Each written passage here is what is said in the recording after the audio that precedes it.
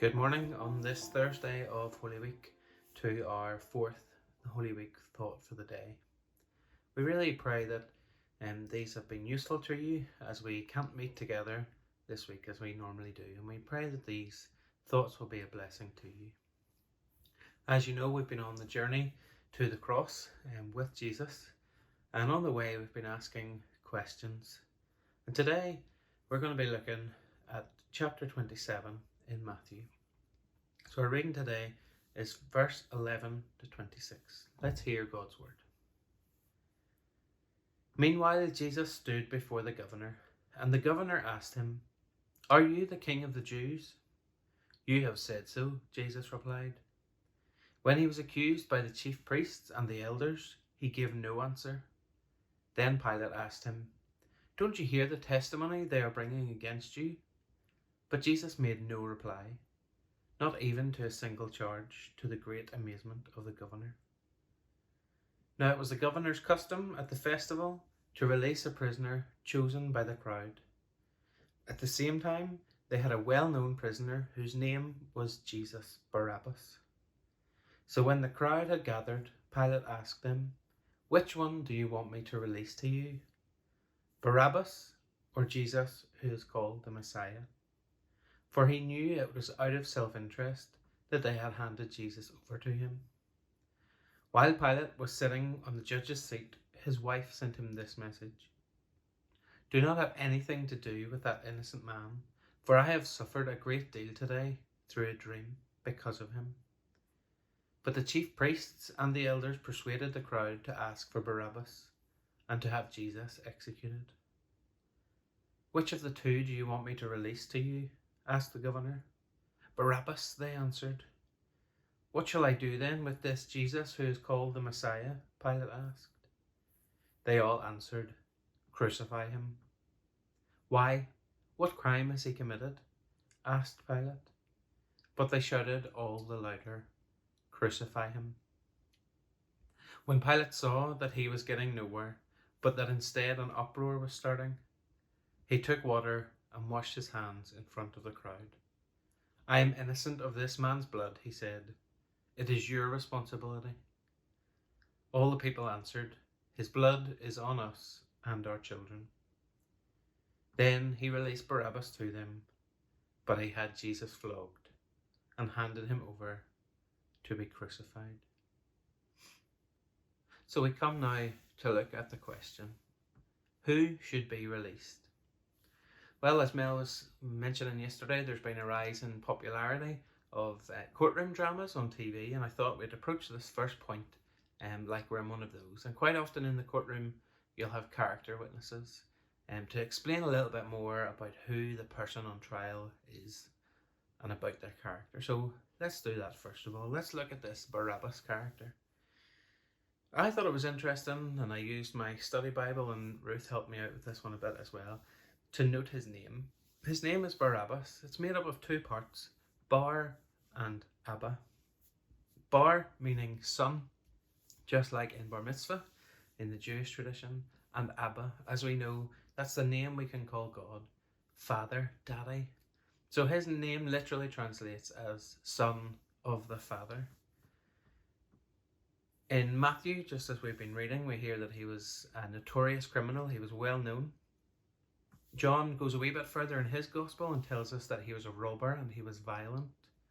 But we get a real glimpse into the character of Barabbas in Mark and Luke's gospel. They both tell us that he was a murderer, and he was part of an insurrection that had happened and was also a murderer. So by no means is this guy a good guy. He's not a small-time petty thief. He is a very bad man. And then we come to Jesus, and as we know, he is also the Son of the Father, but he is the one true Son of the Father. And the chief priests go on later in verse 43 and talk about him being the Son of God. The centurion in verse 54 says, "Truly this was the Son of God." And even Jesus himself, earlier on in chapter 16, verse 17, when he's talking to Peter, says, "My Father in heaven." And so we have these two contrasting views of the Son of the Father. We see Jesus as the one true Son of the Father. So as we come on almost to pleading the case, why should they be released? Let's have a look at these two men again. So here's Jesus. What have we got against him? Well, the thing is, the high priests couldn't actually find enough against him to have him killed. They brought the charge of blasphemy against him, but in those days that wasn't enough to have him killed. And so this is why they were trying to hand him on.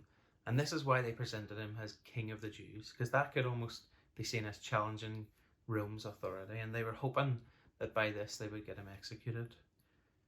But when they bring him to Pilate, Pilate could see that Jesus was innocent. And in fact, when we read through verses 15 to 26, this is largely just Pilate trying to either release Jesus or at least abdicate from the responsibility of what's going on. He tried to use that tradition of releasing one prisoner, hoping that the crowd would choose Jesus and he could be done with it. His wife also then said that she had been caused great trouble in a dream, and scholars believe that was from God, that God was communicating to her and saying that this man is innocent. But we know God had a bigger plan. The crowd, they shout Barabbas when Pilate asks who they want to be released. But Pilate asks them, why? What evil has this man done? And the crowd didn't have an answer. They just shouted back, crucify him. No one has been able to bring any charges. And so then, almost admitting defeat, in verses 24 and 25, Pilate publicly washes his hands, and the people have to take responsibility for what they've done. So there we see no one can bring any charges against Jesus. He is an innocent man. What about Barabbas? All the evidence points to his guilt, and having had previous, he was a murderer. And so as we look on from the outside, it's clear to see what the right choice is. We see who should be released. But could we be guilty of being like the crowd? Just as Gary was saying on Tuesday, can we get swept along and we're kind of cajoled into almost denying God and forgetting about who Jesus was? Are we riled up like the crowd were by the chief priests? And so that brings us to our next question. Who was released? We've kind of answered who should have been released, but who was released? The whole situation seems like a real injustice, and that's because it is. The idea of justice not being done can and should make us quite angry. And just as we've thought about the rise in popularity of courtroom dramas, there's also been a rise in popularity of documentaries about cases where it seems or it is alleged that there has been miscarriages of justice. I'm thinking of series like Making a Murderer, The Staircase, The Keepers, just to name a few. And I know that in our house we really enjoyed watching those. We got drawn in. And I think the reason is there's something within us that knows right from wrong and knows when justice hasn't been done. And so when we see examples of that, we're hooked and we want to see a good outcome. And yet, when we look at this story, when we look at the case of Jesus and Barabbas, we see that in our eyes, justice has not been done. But I think that's the crux of this story. And this whole week we've been on the journey with Jesus, and it's the gospel story. But I actually think this account that we've just read today is the gospel story within the gospel story. You see, the guilty have been freed, and the innocent one paid the price. And that is the gospel message. And so when we come to look at how this applies to us, and we ask that question, who should be released? Let's look at it slightly differently now. Our first question was, who are the two people in question? And it was Jesus and Barabbas. But now let's look at it, Jesus and us. You see, the Bible tells us, and we know that we have all sinned. You and I, we've all sinned.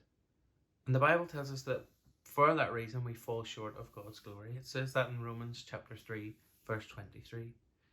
And because God is holy and righteous, there needs to be something done about that. And the Bible tells us that the wages of that sin, the consequences of that sin, is to be separated from God.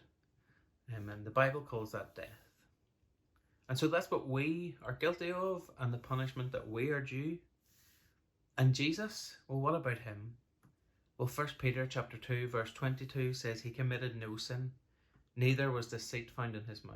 And Hebrews chapter 4 verse 15 says, for we do not have a high priest who is unable to sympathize with our weakness, but one who in every respect has been tempted as we are, yet is without sin. So now we find ourselves in the middle of this. Can we ask our second question? Who should be released? How's our sense of justice feeling now when we are the guilty party? Is it so easy to say this is an injustice?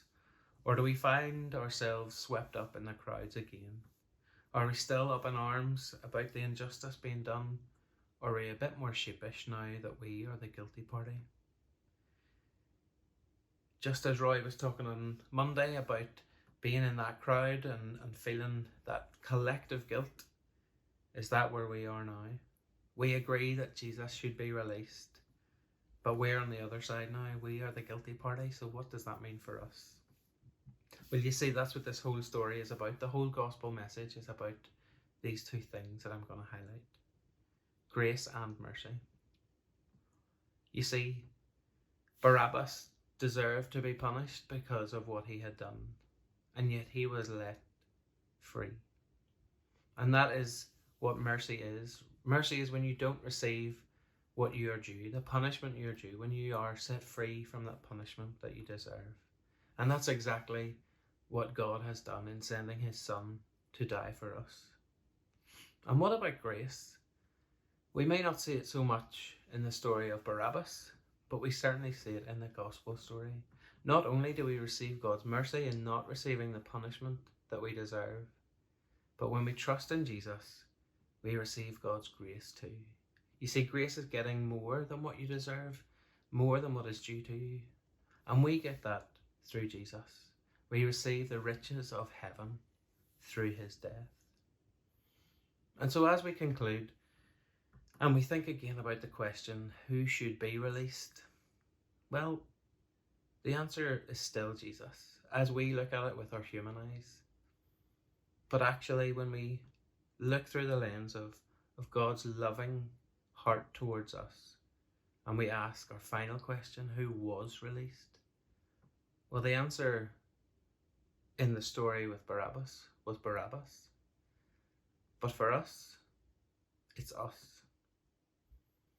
Jesus shouldn't have had to go through the punishment that he did, but God loved us so much that he sent his Son so that we could be released. We have been set free. Just as I shared in my thought for the day a couple of weeks ago, we have been set free. And the Bible tells us that if the Son sets us free, we are free indeed. So today, as we reflect on who should be released, let us think about who was released, who has been released. And ask yourself the question, have you been released from sin into the grace and mercy of God, who loves you and has set you free?